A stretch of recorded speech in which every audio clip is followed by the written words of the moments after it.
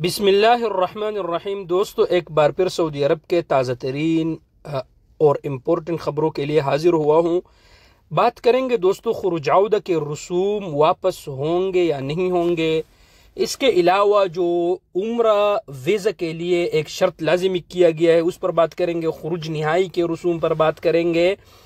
तो यह तमाम वीडियो आप दोस्तों ने पूरा देखना है और दोस्तों के साथ ज़रूर शेयर करना है। और अगर आप हमारे यूट्यूब चैनल पे नए हैं तो यूट्यूब चैनल को ज़रूर सब्सक्राइब करना है। चलिए दोस्तों, बात करते हैं।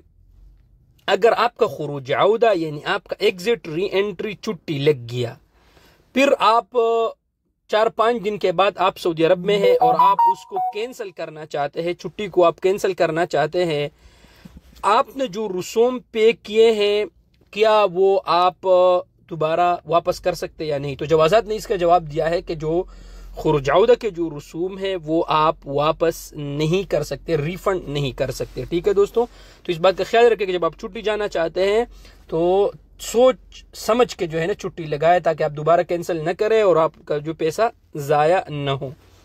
आते हैं दोस्तों अपने दूसरे टॉपिक के तरफ। उम्र के लिए जो शर्त लाजिमी किया गया है वो होटल बुकिंग है।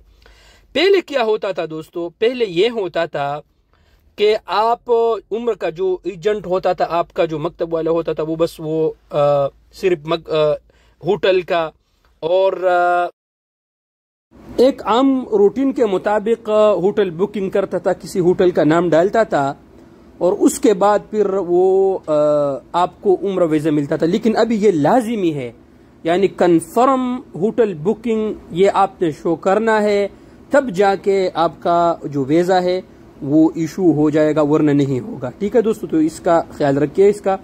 अब आते अपने लास्ट टॉपिक की तरफ। देखिए दोस्तों, खुरूज निहाई लगाने के कोई रसूम नहीं है।